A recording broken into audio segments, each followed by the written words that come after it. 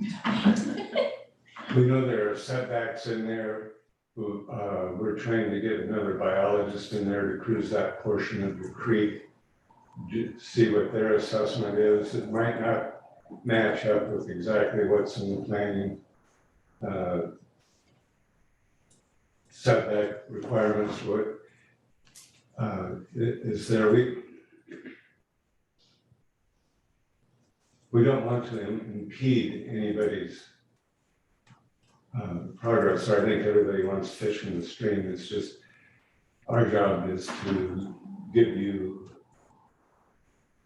information, if you'd like, in making your decisions on how it should go. And you know, what we understand is the first step is the planning commission, final approval is the city council. With that being said, there is a intermittent stream on the upper end by Ainsley Street that runs in there that is of concern to us. We tried to find it. The outlet to it last year, we think that it might be a wintering spot for coho. And that kind of right at the moment is throwing some flags to us. We see that there is some fill and stuff going in on the upper end of it. And we were not aware of that. Whoever was in the process on doing that, we would like to, if it has something to do with the stream and going in there, we would like at least a heads up on that so that we could voice our opinion. Totally, I agree. And so, again, those fish-bearing streams, North Depot Bay Creek, South Depot Bay Creek, there are concerns. And there's a lot of mechanics and things in there. When those projects move along, we'd like to be appraised of them. Just our input again. That's about all I have to say. Alrighty, thank you. I'll just open it up for questions for Beanie, for anyone to. I actually have a question. Yeah. We've talked about my concern about the survey of the creek, of North Depot Bay Creek, because we own 4 lots that the creek passes through, so we have quite a vested interest in that area. But all of the maps I've seen, like the county tax map and all of those, the creek is not on the map where the creek sits in the stream bed. So how can we go about getting an accurate survey of the creek that would be recorded in the government documents that people use for establishing things like setbacks? Do you have any ideas, or Kit might have a better idea? Well, I mean, my understanding is that typically that's done when there's a development project that comes forward with potential impact on riparian resources, the stream bed directly or riparian areas to your side, that there's a delineation of the stream bed and the wetlands that's done, and that's typically in conjunction with Department of State Lands and the Army Corps of Engineers are involved in that process of wetland delineation. So it's typically a reactive process where it's based on a development project coming forward that has potential impacts, and then the extent of wetlands or stream bed is identified on that project site, rather than being a larger project that would try to identify the stream bed and wetlands for multiple Because just for your property owners. information, where the government and the county maps and all of that say that creek ain't where the creek's at. I mean, it's just not. I've had Darius Ferguson do surveying for me, he did the surveying for the subdivision, and he didn't move the creek, he just, plotted stuff around the mapped creek. So Right. it's not correct. Do I hear you say that you would determine it at the time by survey on if a project were to come in? If there's a That'd be project, active. yes, if there's a project that comes forward that has potential impacts on some type of riparian resource, there's provisions in the zoning ordinance right now that require that to be addressed, and the process is to delineate the extent of the wetlands, delineate the course of the stream bed, so that the appropriate setbacks can be preserved. So we worry about it at the time. Yes, when it's a development project is when it's typically addressed. Yes, Kimberly? One of the things we talked about last night at the salmon enhancement committee, commission meeting, was one of the members reaching out to a biologist with the ODFW. to actually talk about getting ahead of this by getting an actual stream survey done. That was So we're investigating, that was one of the suggestions of members, so that is being investigated to get ahead of that. I'm wondering, what's our availability of staff walking back there to survey what's going on currently with the stream? I have concerns if they're dumping. That area, I definitely think we should take a drive to. Yeah. To see if we can see what's going on down Yeah, there. I think we need to. Because there's a research this. concern not just about that, but if it is wetlands and it's marked as wetlands and they're moving soil, there's very specific requirements about what they can't do in that area. Right. I don't know whether it would be exactly wetlands, it's a really steep ravine with an intermittent stream that runs all the way up to the, anyway, it'd be something to look at. But yeah, the other end of the intent of our survey is, as that area is developed, we know from other, the stream survey we did last year, that the lower end of that is very short on pools, it's mostly just dead rock area. I think there's an intent that if people are in there with equipment to grab some things and improve that stream habitat as far as pools. Well, I know it is my personal belief that we will protect those streams because they're vital to our salmon. And I believe the planning commission has that goal as well. Yes, we do, yes, we do. I believe everybody wants to do that, it's how Yeah, is the question. Yeah, and I'm glad you're bringing that up.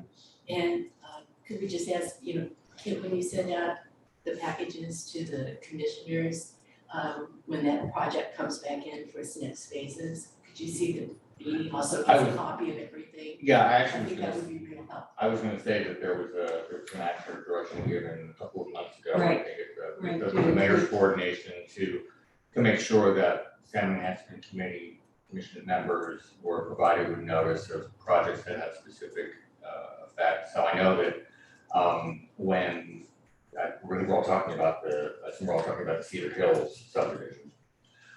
So when phase one of Cedar Hills came before the planning commission a couple of months ago, and the notices were sent out, we also sent notices to all the members of the Salmon Enhancement Commission as well, so that you were made aware that that was being considered for the first phase, and then there's gonna be eventually there'll be a phase two, at least phase two of that project, and phase two is the portion of the site that has the most direct impact potentially on the stream. It's got the portion of the property that the stream actually runs through. So we would anticipate again, in terms of formal delineation of wetlands and where the stream bed is and isn't, Right. that would occur as part of the final approval of phase two of that subdivision when it comes forward.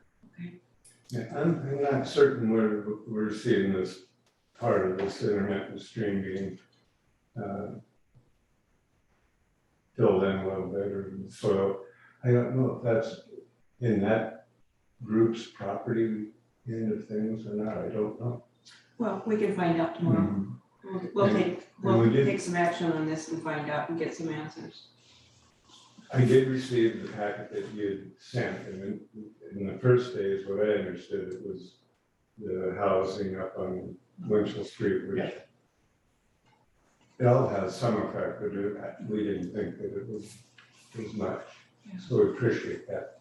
Thank you. Yeah, I believe that the intermittent stream, and I think we talked about this before, I think that the area that's affected is it crosses and ties into North Depot Bay Creek, but I think that from what I understand, the area where there have been some reports of some fill occurring in the recent past is outside the boundaries of the Cedar Hills project that's further Right. upstream from, I think it's property owners on the other on the side. other side of Park Avenue, Rocket Plant. Anyway, I appreciate your time and again, with all due respect, I'm going to excuse myself. Thank you for being here. So Judy, I'll let you take over then on the questions. You Uh, developed them, dear.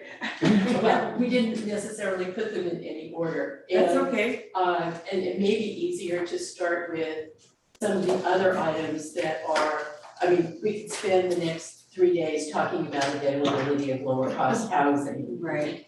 And so perhaps one of the things that we could look at is the parking issues, since we've been provided with lots of material about the electric charging Right. stations that is a concern. Also, another issue is, of course, there's never enough parking in Depot Bay. I have some concerns about whether we are meeting ODOT requirements in terms of the number of handicap spaces we provide. And of course, some of our parking lots are not situated such that having handicap parking would be particularly helpful, such as the Bay Street parking lot. Right. I'm not so sure that I want somebody Pushing in a a wheelchair pushing back to 101.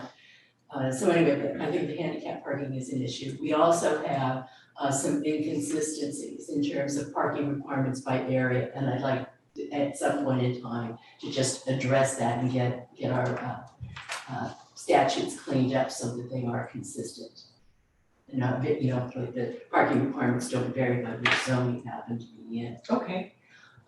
But I assume that the city council would be open to our moving forward on those topics as we have time during the coming year.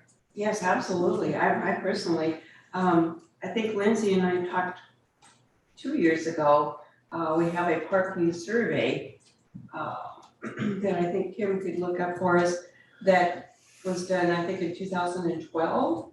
And so that's something that has never really been followed or taken into consideration. So we can look into that and forward all of that to you and We also have some concerns about, well, there are parking lots in the city that are little utilized.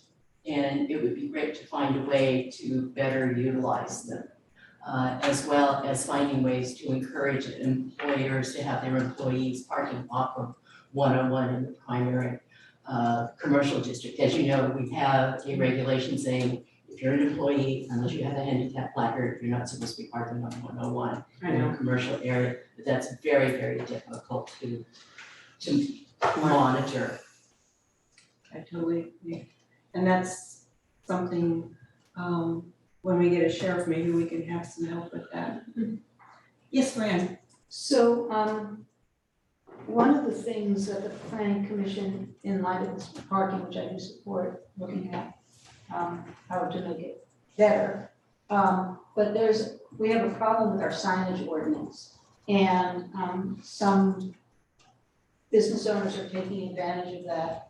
So there's nobody that parks in parking lots because there's signs that says parking for, and this is a specific, Larissa Plaza. And nobody parks there because it says you'll be towed and stuff. And our parking signage ordinance should be updated to say that all required parking for a building should be signed as public parking. Yeah. And right now, technically, the guy gets away with it, but there's a huge parking lot that is not utilized right in the downtown where it needs to be. So that the signage ordinance that talks about what the sign should say in the parking lot needs to be updated. Pretty simple wording can make a big difference. We can work on that too.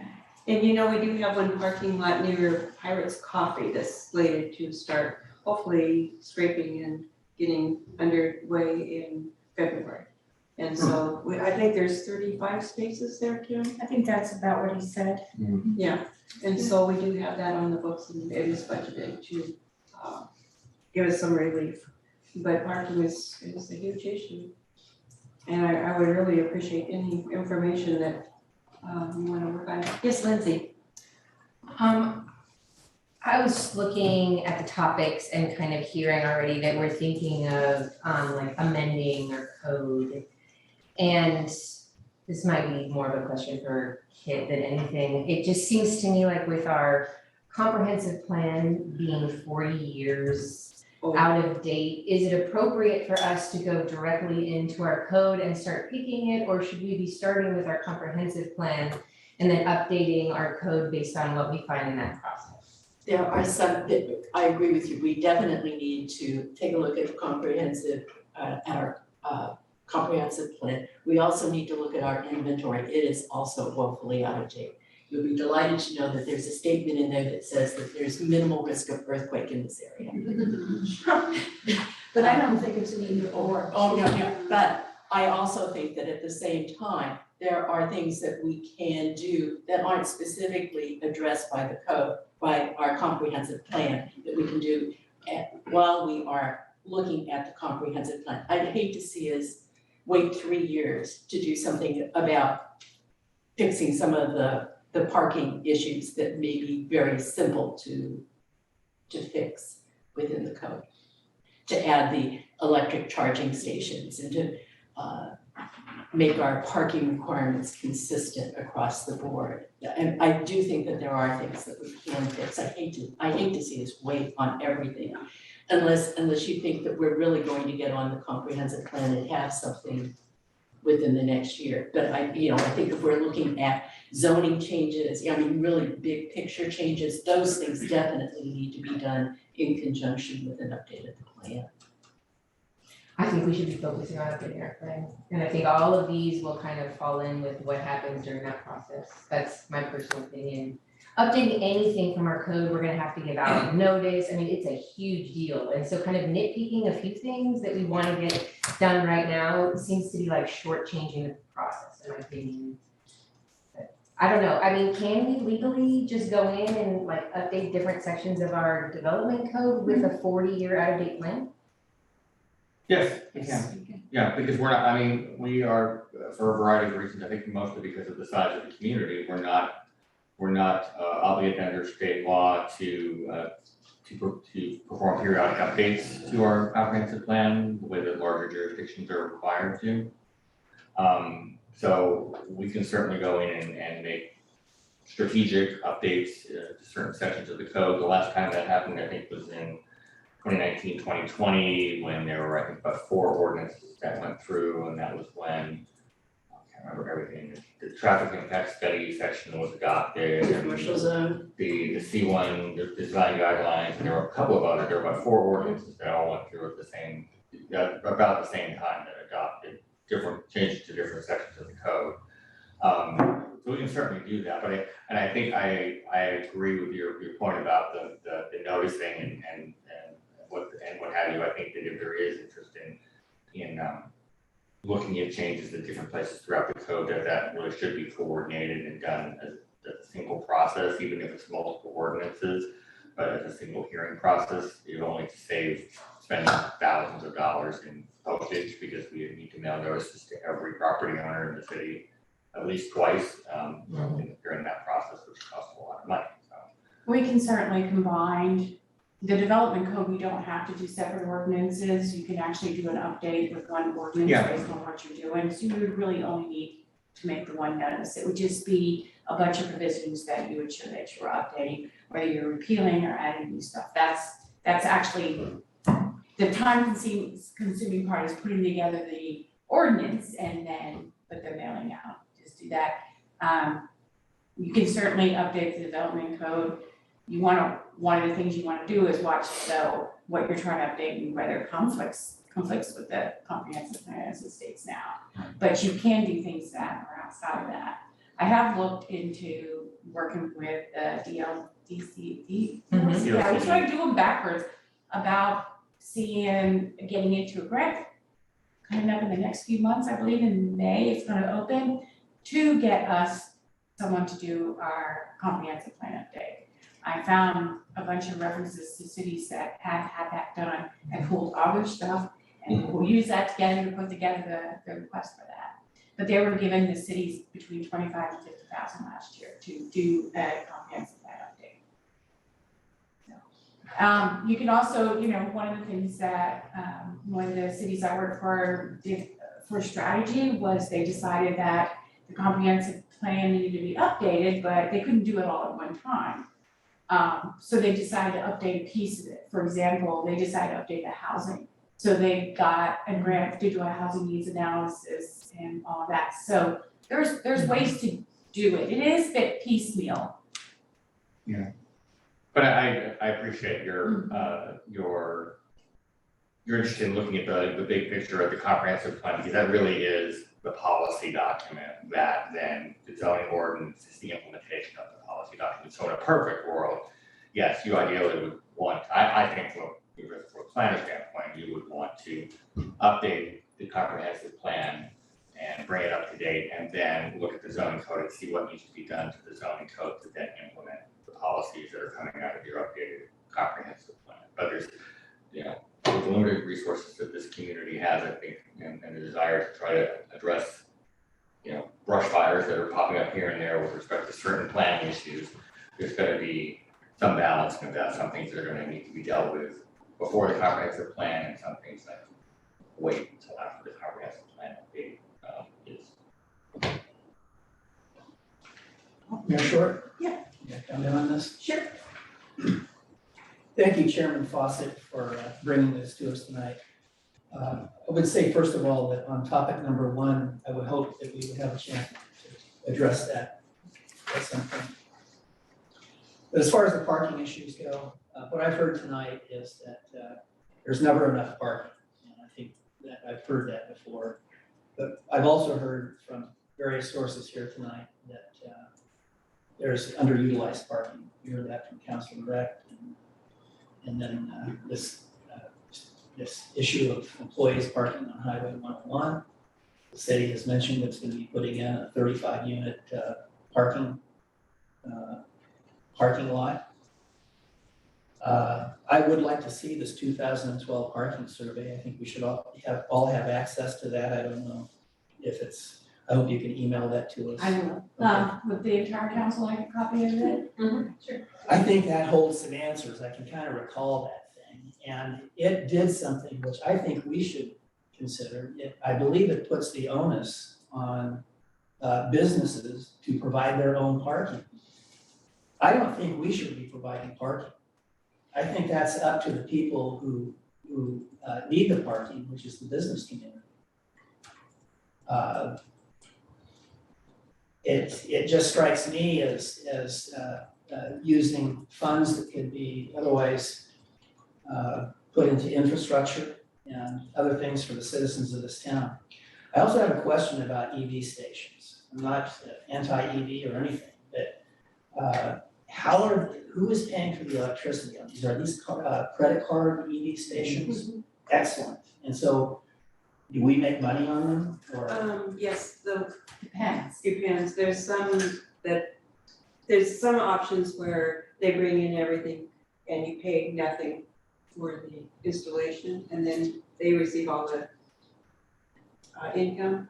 But I think we kind of poo-pooed that idea. I recall that. Yeah, and so I think we're going forward with installing our own and looking into that and looking for grants to do that. Well, if we do this and putting these in, I think we should, go to the heart of what our city is an enterprise city. And we have to make all of these accoutrements pay for themselves. So I would encourage the council and the planning commission when you're doing these things to make sure that they are self-sustaining and we're not reaching into our own funds to support people in their electronic vehicles. And also another thing about EV stations is why, I keep seeing where we in municipalities are encouraged to put these things in. I know Newport's got them, Lincoln City has them. But why aren't we encouraging people like Whistle Stop Shell or the 76 station, who are our traditional providers of fuel, to put these stations in? Why are they not doing that? Why would they? Well, to make money, obviously. That's why they would want to do it. Same reason they provide gasoline. We don't provide gasoline to vehicles. These are thoughts I have. Well, there are many places across the nation where that is indeed happening. Oh, is that right? Particularly where new gas stations are going in, they're making another section with Oh, okay. electric charging. And those are done, you put your credit card in, or if it's part of the network, Something to you pay explore. a membership fee into that network. And that gives you a certain rate for your electricity, which I think is tracked by a card of some kind. Sure. And, Interesting. It is interesting, and we have somebody who is, for example, I'm glad you brought that up. I think that we should look at that and ask if any of our commercial providers would be interested in doing this to help us out. I know this, the Shell guy just bought another commercial property up here that could be, the future of EV in this town. So, And I think in some states where they have sales tax, or taxing mechanisms, which we don't have here in Oregon, Right. they're taxing it, just like they do fuel.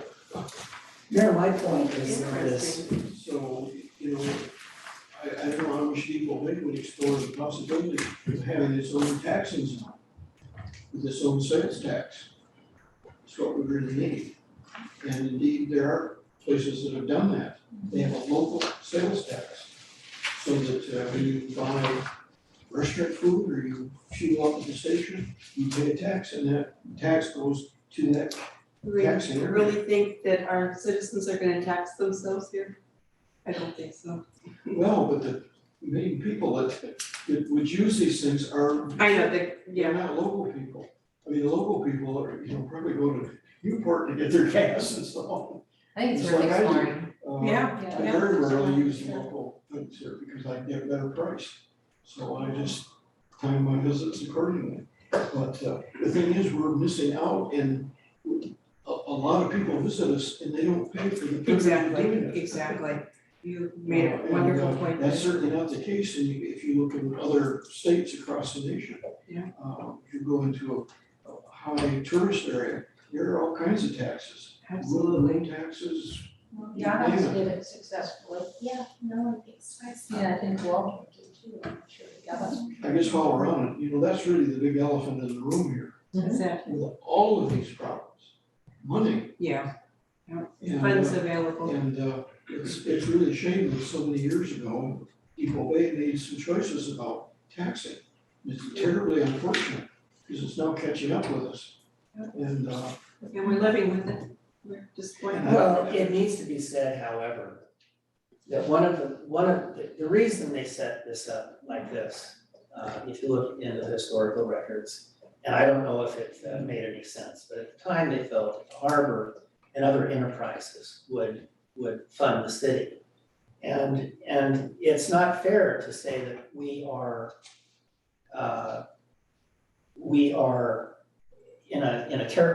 the situation that we're in, we have created ourselves. And one example of that is by the artificial suppression of fees and rates. And by the construction of parking lots for business people. For rates that are half what they are in every other harbor. So we have kind of created these conditions where we are having financial problems ourselves. If we approach this, as the founders had in mind, as an enterprise, and looked at this marvelous town that we're in, this magnet of tourism, and as you mentioned, figured out ways to make money off of that, we could do it. As you probably are aware, we are prevented by the state constitution from having a property tax. Right. Okay, But, let's go forward with the agenda here. So, Judy, do you wanna go on with your other questions? Oh, yes, Lindsay. I just wanted to piggyback on what Greg said. I think it's worth the city investing some time and effort into researching the possibility of having like a prepared food tax. It would have to go to the voters, but the city would have to make a pretty good argument. And in order to do that, we would need to spend some time and effort actually looking at the possibilities and doing some research on case examples around us, like Yahats.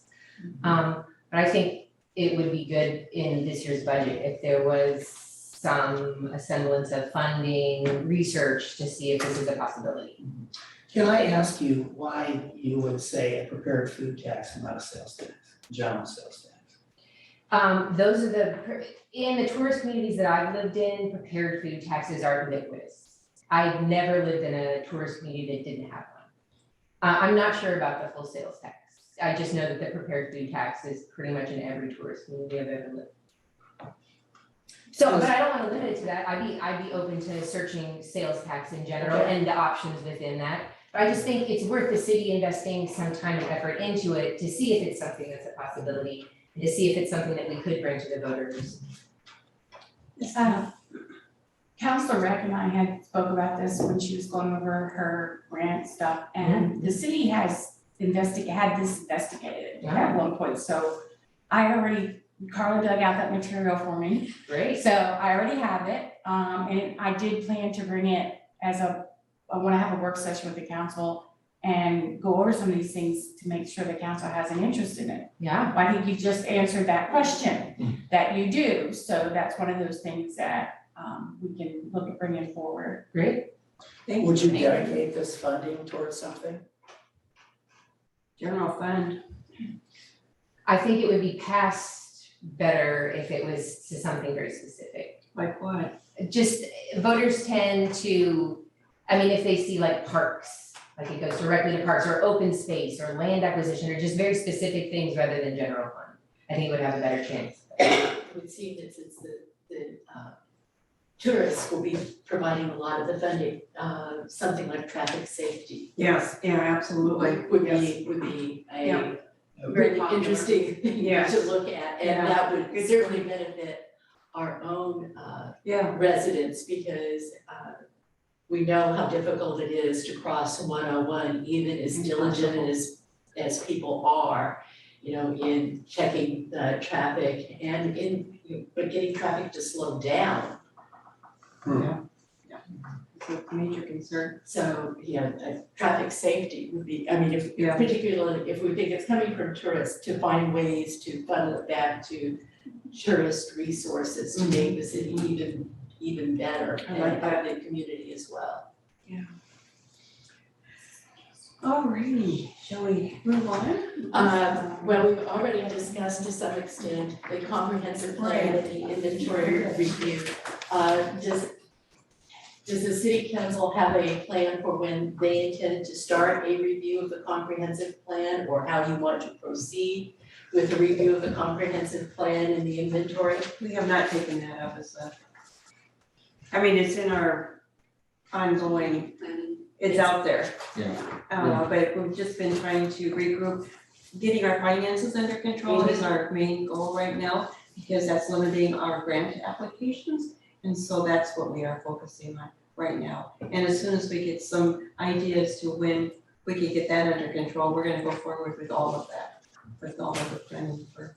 Okay, in the interim, do you want the planning commission to be looking at something with respect to? Yes. Yeah, that would be awesome. Yes, any ideas that you come up with and information that you can share. Yes, Lindsay. Well, so years ago when the discussions were going around, it became clear that most people really thought we probably needed to hire a consultant. I'm sorry, I didn't hear that, to To what? hire a consultant to Okay. take us through the process of updating the comprehensive plan. But if our current planning commission feels like they have the ability and time to do it, I think The time is the issue. it's very Yes, involved. Right, And, I mean, it would take a year. and keeping up with the rules and right, regulations. I mean, so maybe, Yes. And just keeping a full commission, that's been Mhm. the challenge. Well, I think what we need to do though, I agree, I forget who said it, maybe it was Kim, about not having to do everything at once. I think we should have a discussion as a city council that says, there's, 17 goals, 18 goals actually, the ocean goal, but 17 goals. Which are the goals that we want to update first, that need updates, and it's out to date, like you mentioned, the earthquake, the natural hazards ordinance, goal 7, whatever it is, but we go through the comp plan as a city council and say, and the city planning commission could do that too, and we could compare notes and just say, Yeah, what are the ones we think need the most updating? With Beanie, I know he'd say goal 5, we don't have good stream maps, we don't have good wetland map. I think we should do things like that, that's a good suggestion. I like so that. maybe we can have, when we have time on our agenda, if we ever do, just, spend 15 minutes going through each of the goals, maybe one at a time and see, or two, and see, is this one priority or is what is a priority? So then, if we do find a grant, we could say, oh, this is for natural resources, this is for earthquake, and get funding for it. Okay, I like that idea, we'll work on that. That's one of our goals for the year. Mayor, Councilor Red just mentioned something, she said the word earthquake.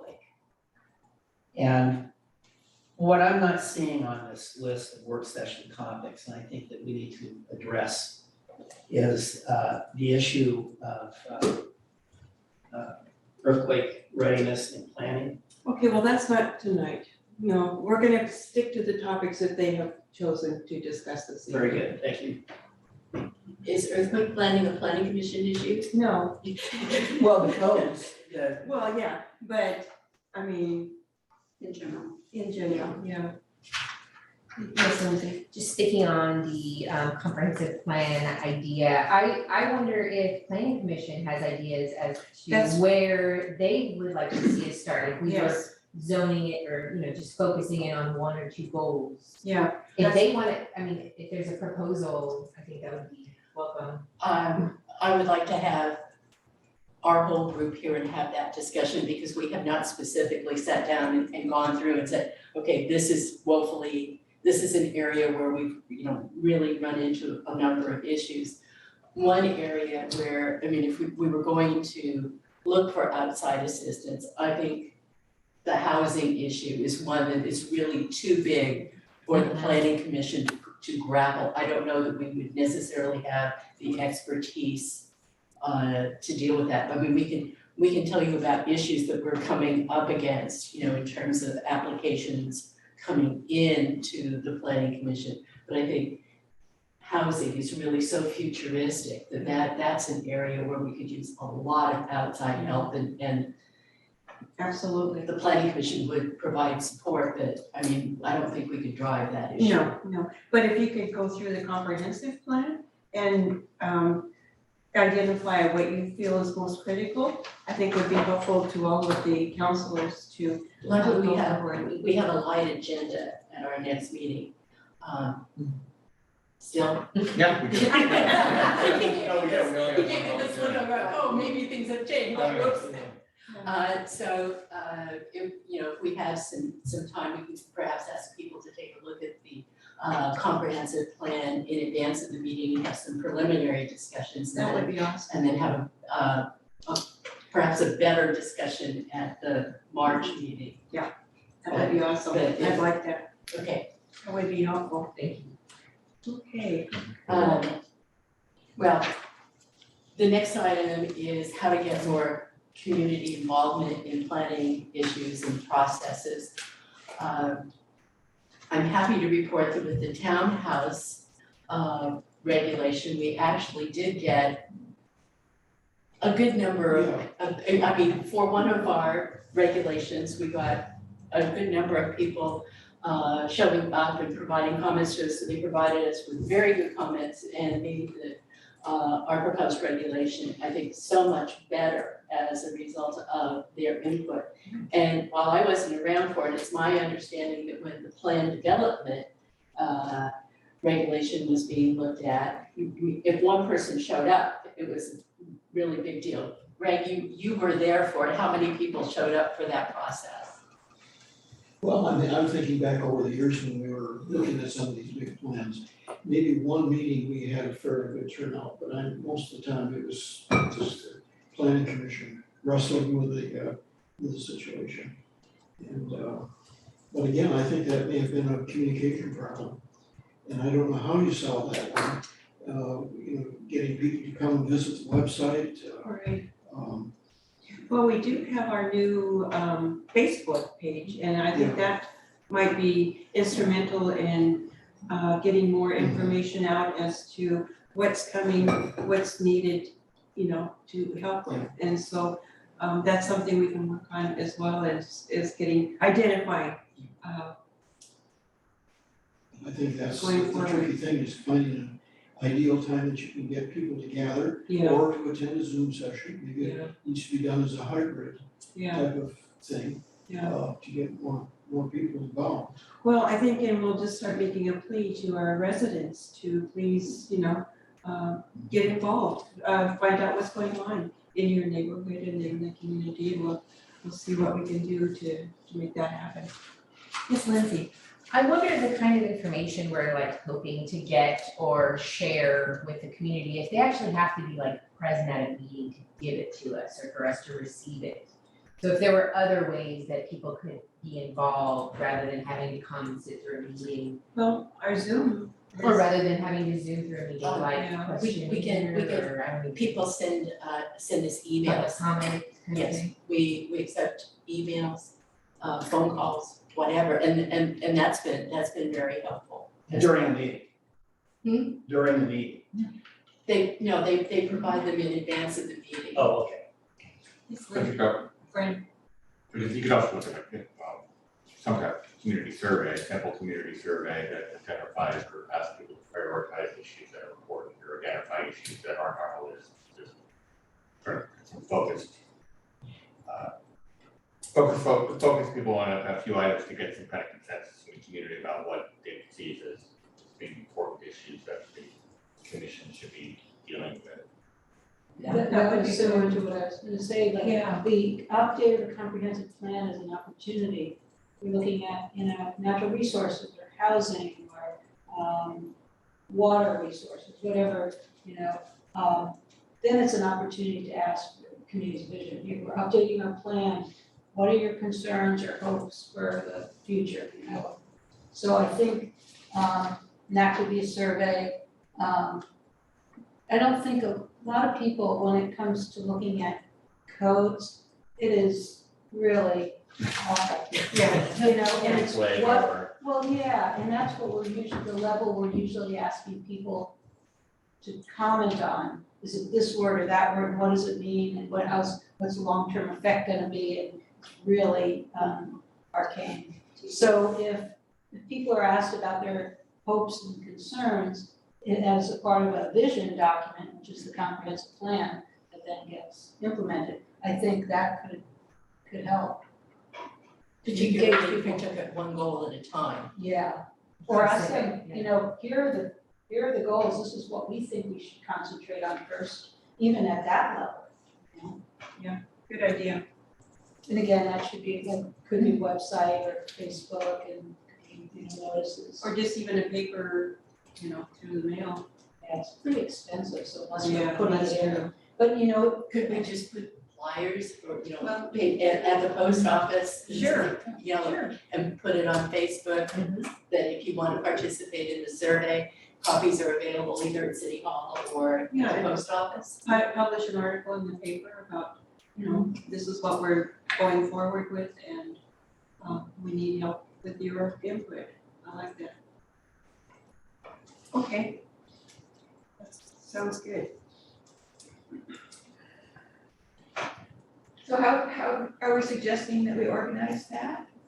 We're gonna, Kim and I are gonna work on, and Kit on possibly doing a community survey and publicizing it everywhere we can of what our goals are.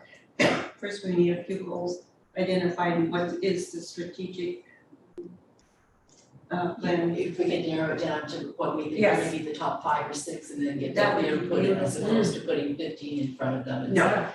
No, let's keep it simple. Well, it has to be something that we also agree we want to work on. Right. Pardon me. I would just like to say, when you're thinking about what you would like to have accomplished, please consider staffing. Kit's wonderful, but he's only here part-time. And the rest of us have really full plate. We're willing to support the council in the planning commission, all our groups, but I would just like to have that in fact in mind.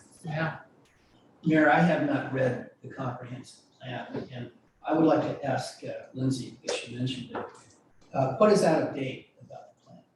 40 years old. I mean, there's a lot of it that I think is still usable, but there's also topics that haven't even been covered. It's just, I mean, is it still the vision for what we want our community to be? How many pages is this document? Would you say? It's on somebody's laptop. Yeah, it's on your laptop. Well, the actual comprehensive plan is really just a listing of goals and policies, it's Yeah. not that lengthy, by itself, the inventory that provides all the background information in support of those goals and policies is more lengthy, and that's, I think, where a lot of the outdated information resides is in the inventory, because it was prepared 40 years ago, and so a lot of things have changed in 40 years. Issues that were important then aren't necessarily important now, things that are important now didn't even gleam in somebody's eye 40 years ago, so. So in your work It's papers, 17 pages. yeah. Yeah. Big In your print, work big print. papers this evening was all the goals 40 years ago. But it's supported by an inventory that is, The inventory is much Out more of detailed. that is, 40-some pages long. And it's real interesting, the inventory has a lot of interesting stuff. Yeah. I was just thinking, I'm sorry to interrupt, but just thinking about the comprehensive plan, even if we decide we really just wanna focus on goal 10 housing, and we put some money in the budget to have a match, let's say we get a grant for just updating that goal 10 housing, that still means somebody in our staff is having to oversee that. So that's still a burden, even if Well, I think we have to look at our strategic plan, what do we already say? So these shouldn't be separate, activities, okay? Here's a strategic plan, we spent some time on it, we still think that's up to date, since that wasn't long ago. Let's look and then see, how does that relate to the comprehensive plan? And there was a housing study that Depot Bay participated in, that, so we don't, for the county, but Depot Bay had some policies in there that they looked at and, looked at our availability, and so there may be things that already are updated that can just fit into the inventory without, still somebody has to do it, and I agree, we have to get a consultant to help us with that, or a rare person, but, yeah. Excuse me, you said something about a housing study. Do we have a housing study for Depot Bay? It was part of the county's housing. The county's overall plan from about Just 2017, recently. 2018, in the last few years, yeah. So those figures apply to Depot Bay? Yeah. We can use those in determining answers or solutions to item number 1 up there. Well, not necessarily. They talk about, in some ways, they talk about, which tools other communities are using. Right.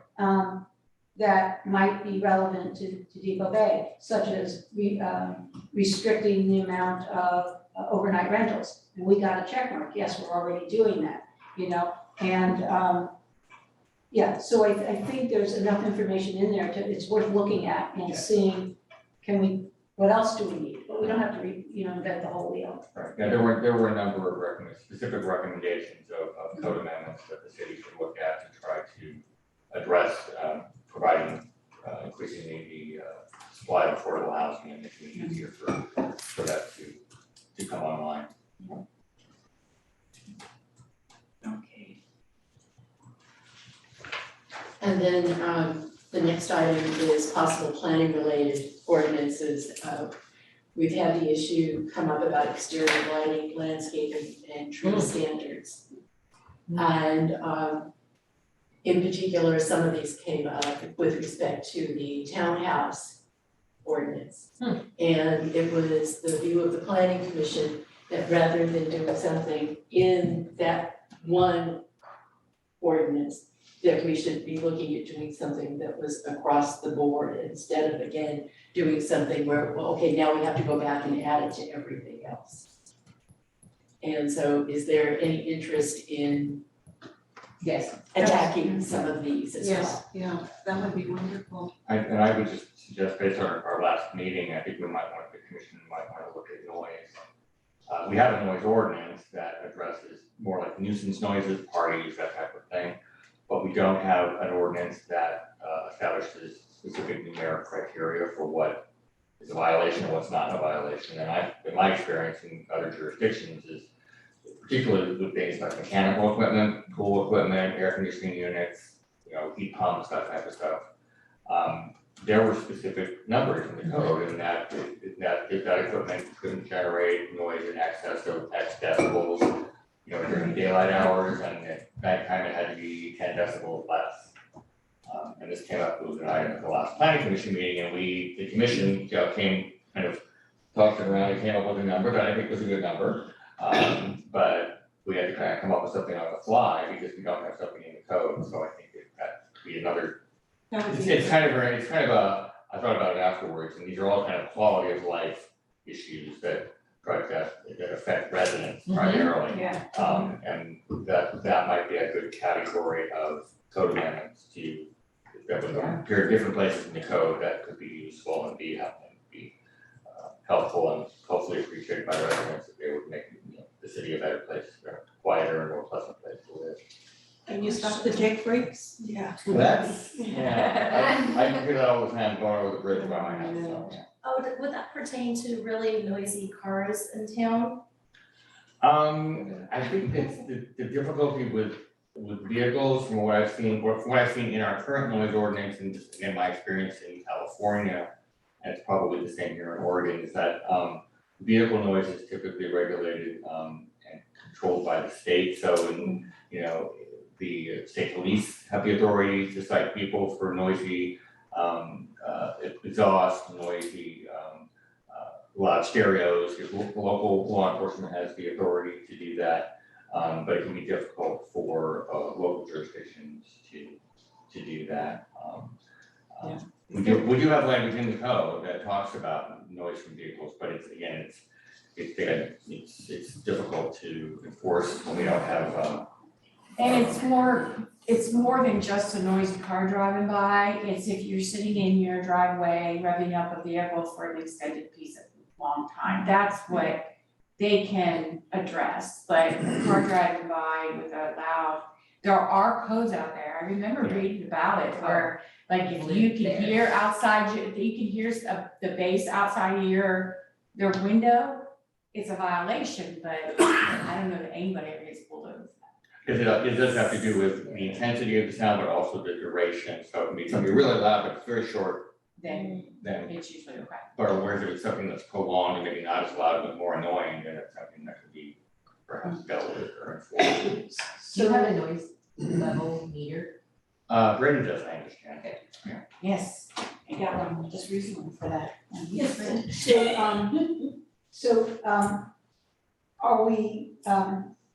are we all okay about having the planning commission move forward on these, I like what Kit called it, quality of life ordinances?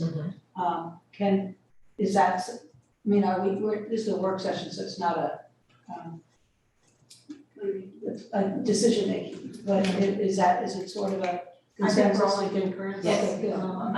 I think we are that, we're in agreement. And it's not on here, but can I raise another issue? And that kind of falls into that natural hazards.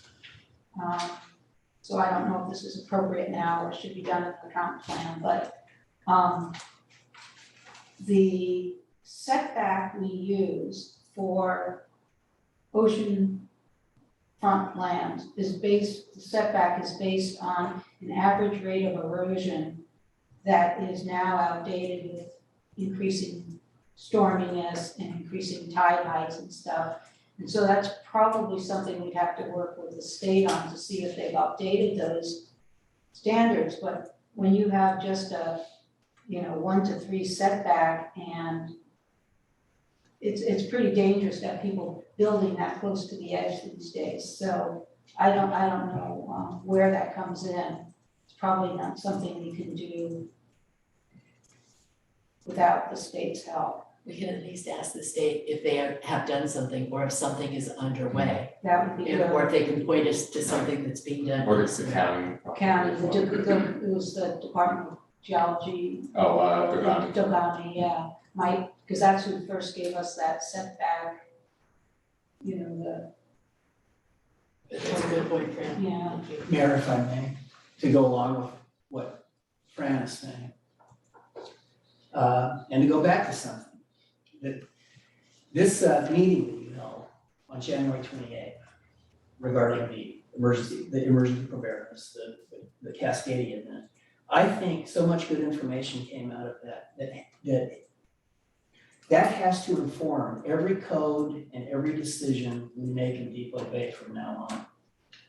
All that information, I was so impressed with that, and I hope that anybody in this room that heard this presentation, so that we have in our building codes, we incorporate these things, these advanced setbacks, these whatever codes that the speaker recommended, we should incorporate into all of our future. And I think we've been addressing that, haven't we, Kit? With our code, looking into that Earthquake earthquake standards. preparedness. Well, in the current code? Yeah.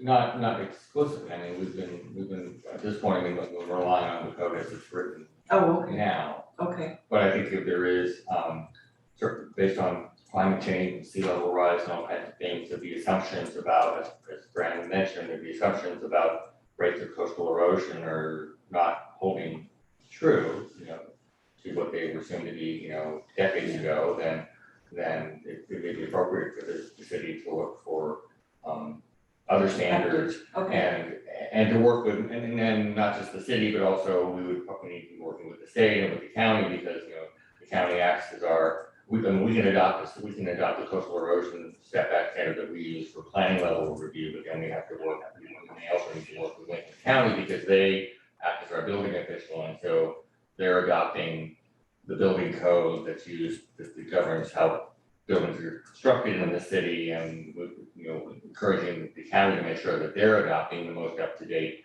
seismic standards in the building code, so that, the city can do what it can do within the scope of its zoning ordinance, but we also have to rely on the county and the state to have strong codes that also protect public safety and protect, structures and lives, and allow the communities to recover quickly from disasters like that. So we Excuse build me. like better standards. That's my understanding, yeah, the county, it basically is our building official, and so, the county adopts, I assume, this again, my experience in California was different, because we actually adopted, our city would adopt the California building code by reference, and we had our own building official, who was the city contractor, but it was basically a city employee. It's different here because the county is taking that role, so I believe the county adopts the uniform building code and probably is able to adopt specific modifications to the code to address local conditions and local issues of concern. And so, okay, those might be ways to make sure that things like seismic standards and the building to tolerate tsunami and other things are being addressed in the building codes. okay, We can do what we can within the scope of the zoning ordinance, Perfect. but sounds good. I think we're confusing. I'm resonating, aren't I? We can barely We hear can you, hear Jim. It's Jim. I see. Jim's over there. Do you wanna? Hi, I'm turning him up. oh, Okay. I think we're confusing regional codes with what site-specific studies can do There's nothing that can replace doing site-specific studies that are peer-reviewed by other consultants.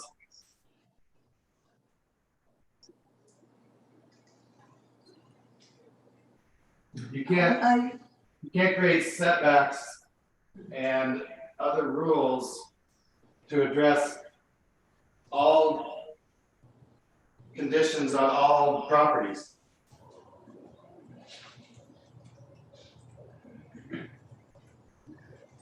Okay. Yes, Lindsay.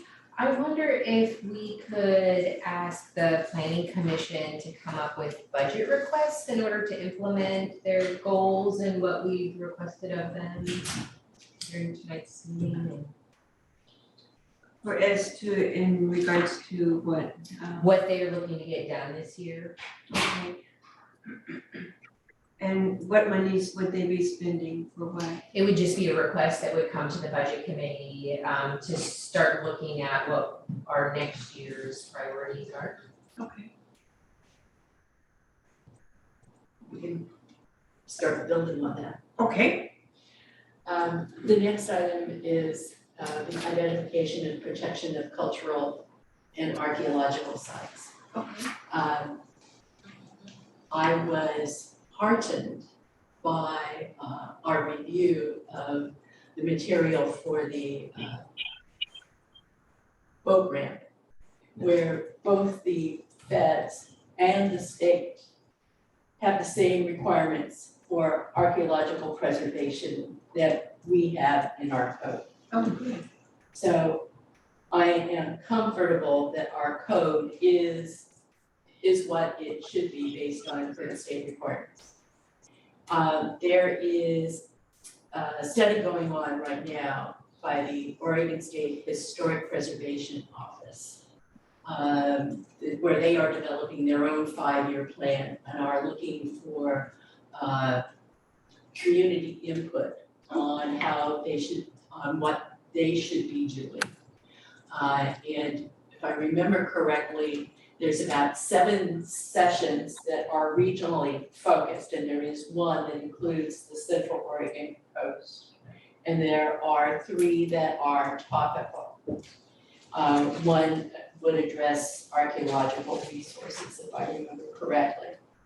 And so I think we want to keep that in mind as to, what they are doing. And these are going to be like, as I understand it, they're going to be like Zoom meetings, and they're going to be held this summer. So it would be possible for anyone from the area who's interested to be able to participate or to listen in to these. They also are currently doing a survey, but I went in and did it. It's basically, here's 15 things we could do, rank your top 5. So yeah, I don't know that it's particularly helpful for us to provide input on that right now, but if anybody is really interested in this topic, I would encourage you to take a look at it. But we definitely, I think, want to keep apprised of where they are going with their 5-year plan and see if it has an effect on us and whether it impacts our comprehensive plan. How would we go about this? How would we know when to look at that? That would be interesting to me. Oh, they have published their schedule as to when the various meetings are going to be. I found out about it when I just Googled something, and there was an article in the Tillamook paper that had the schedule listed and a link to the survey. So, Kit, would you send that out so that people could see it? Thank you. Yeah, we can share that.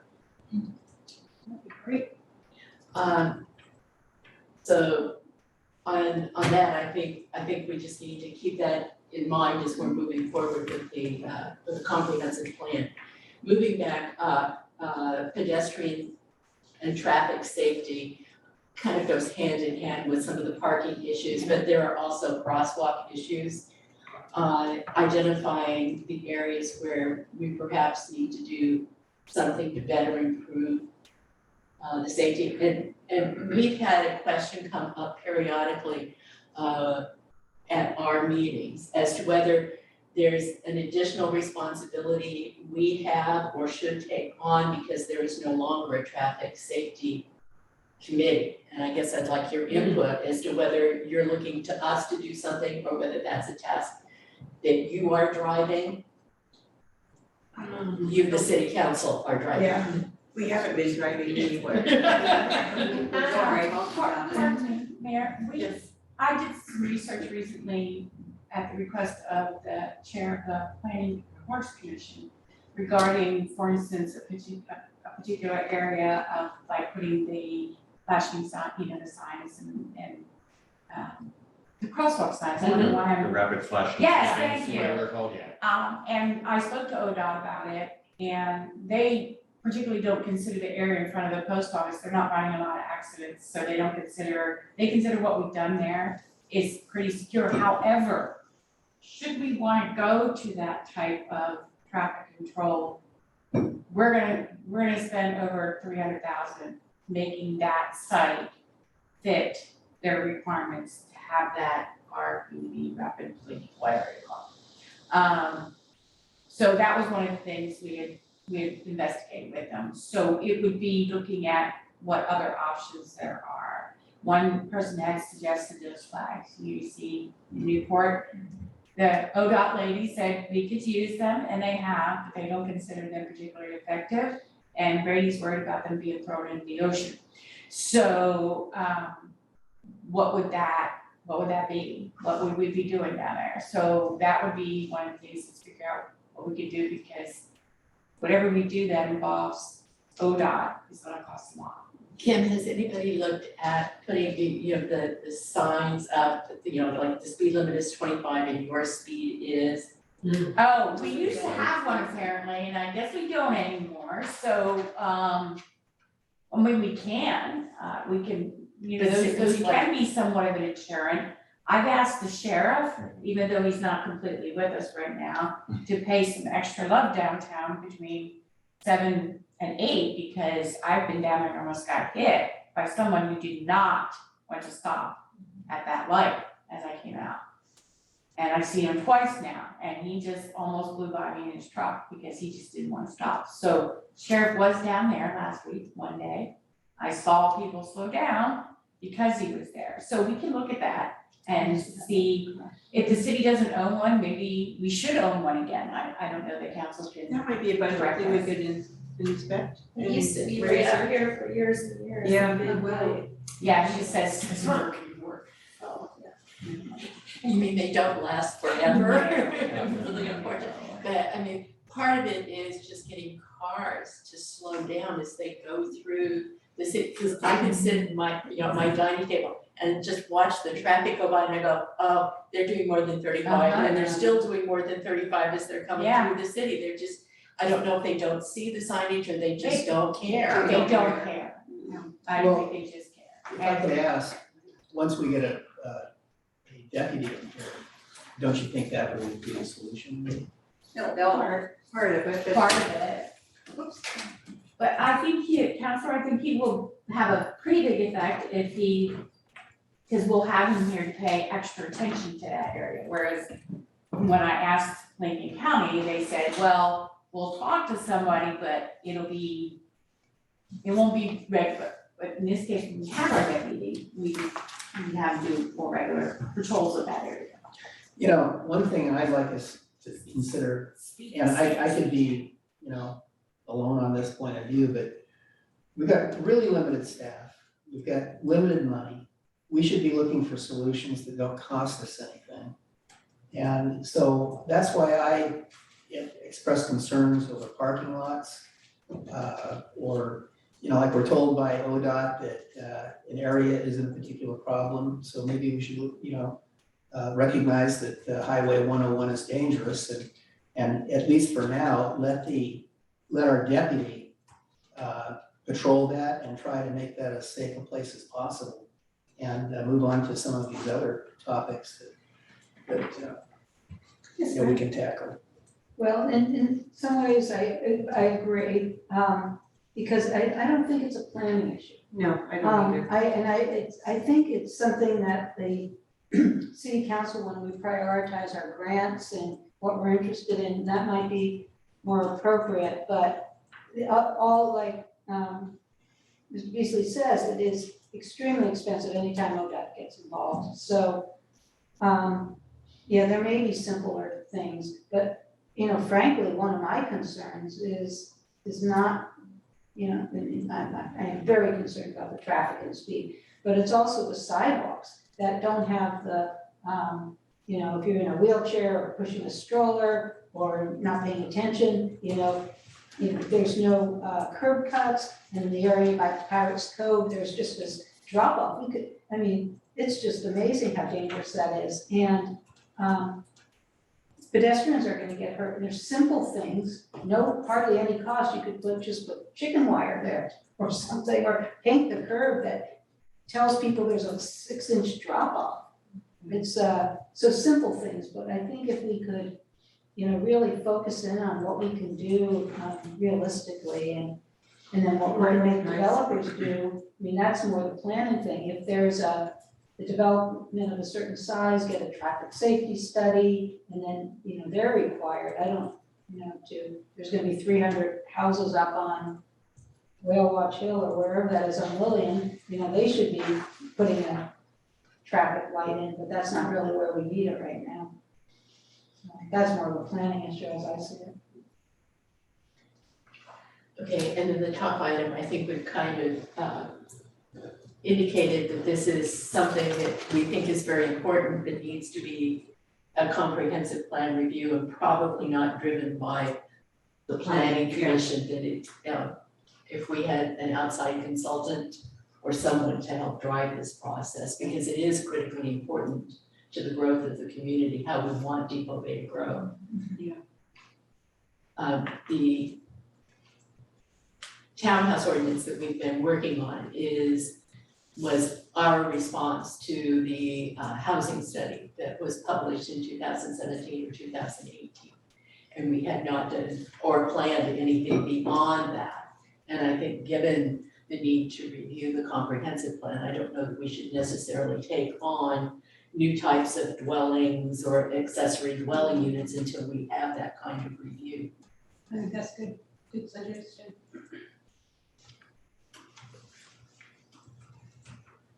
Yes, great.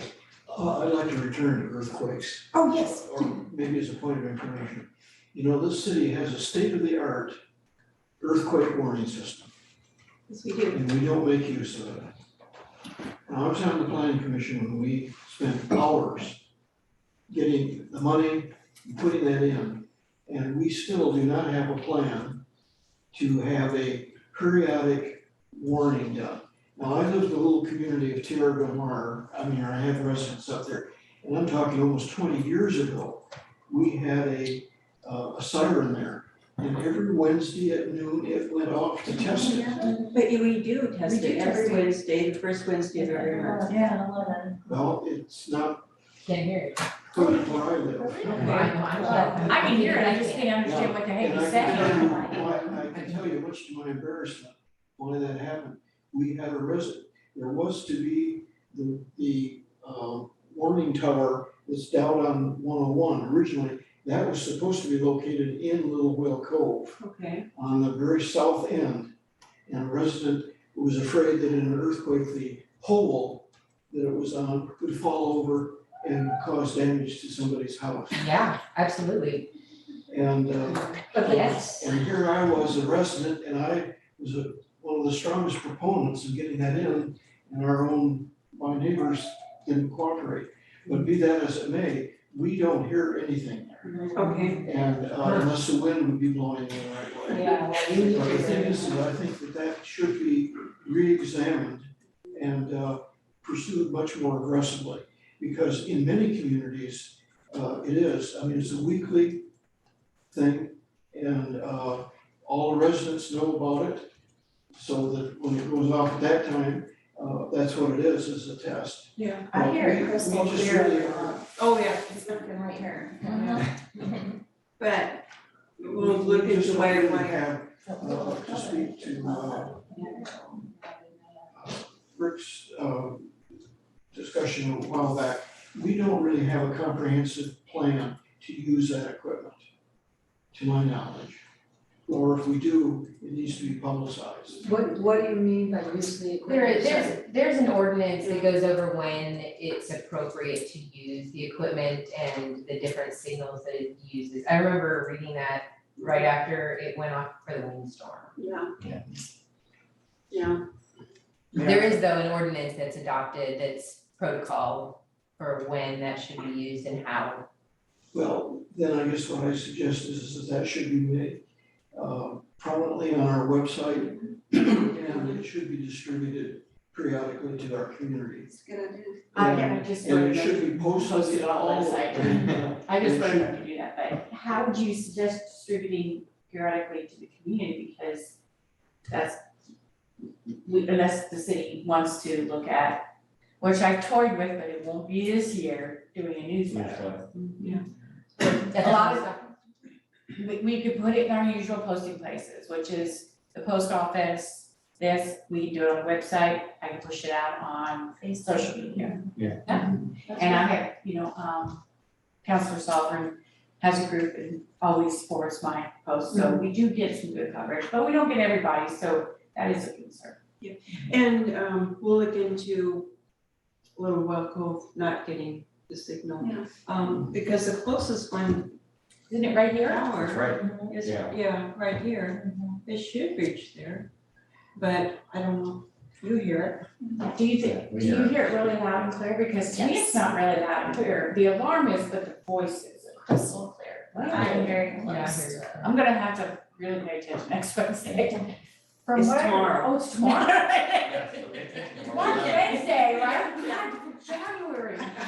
From what I remember though about the protocol, like when it was used during the windstorm, it was within the protocol. And most everybody kind of agreed that we really shouldn't be using it except for the tsunami. yeah, so while there is protocol, I think there was disease with what actually allowed us to use it.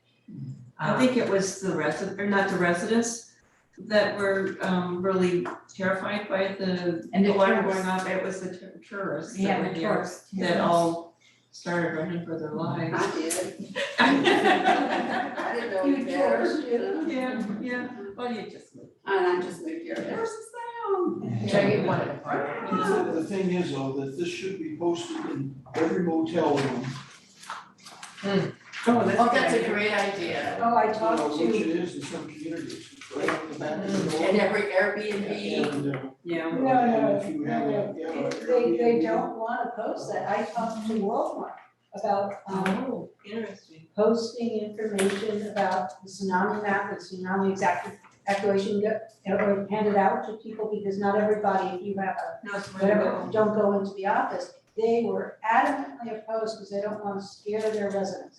Well, here's what Jenny said, put it on the bedstead and they'll be gone in the morning. Exactly, the thing is that they'll be scared, you know what, yeah, if the real thing happens. right, right. And then they'll be asking, why didn't we get warned? Yeah.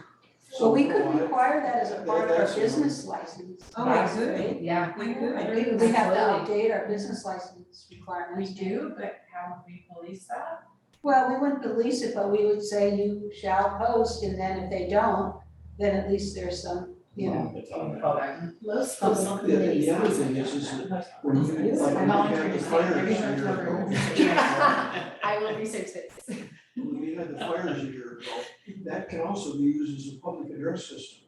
It can be, yes. And Yeah. it should be, so that if people are out on the street here, they can be notified of any emergency, or if there's a major traffic incident or something up on the hill or something, that can be announced.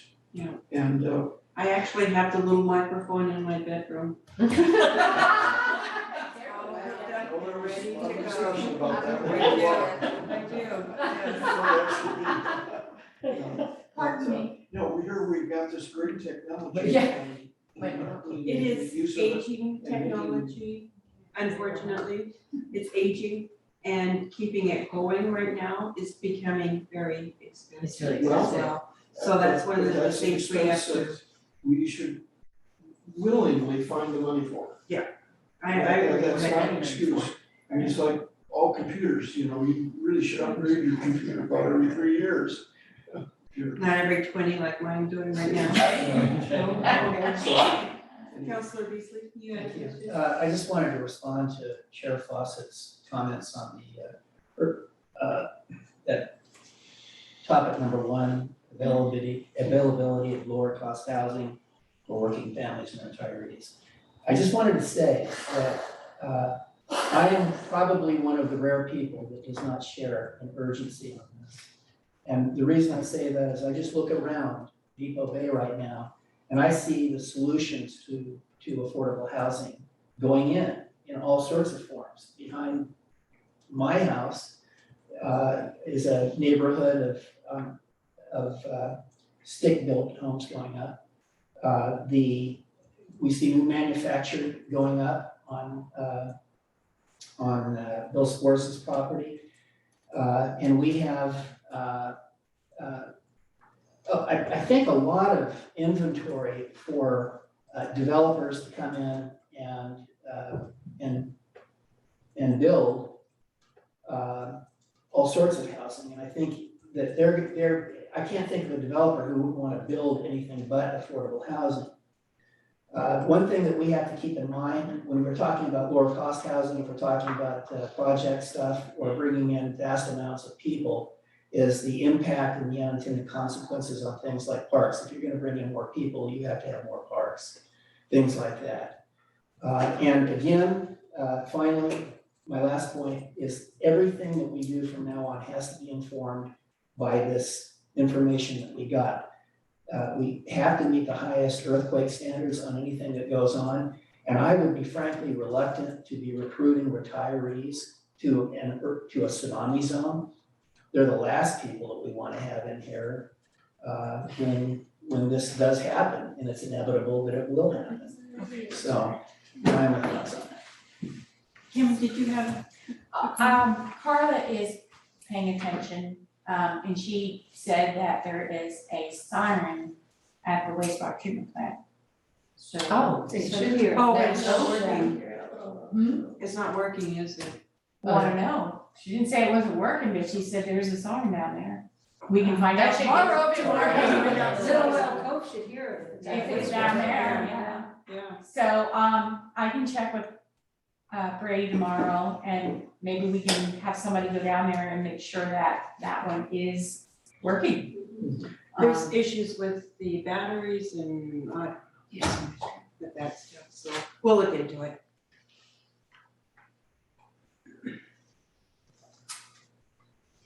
Okay, with that, That's our list. okay. And we thank you for the opportunity and your input. Oh, this was wonderful, really. I And we'll have really it done appreciate by- that. Yeah. Yeah. The meeting's next Wednesday, so. Yeah, okay. Thank you. Did any Thank you very everyone much. have questions for Judy or the council or county commissioners? Thank you, Gordon. Thank you. Yes, and we appreciate your serving on the commission. That's a vital part of our Do you city. want to see if Jim has anything? Jim, Anyone can you else? still hear us? Did you have any comments or any other concerns for the council? No. Okay. Thank you. Well, thank you. Appreciate your being with us. Okay, well, adjourn. Thank you so much. Thank you. That was good information. Good sharing. I can unplug here, are you sure? Yeah, I haven't looked at it. Let's do it.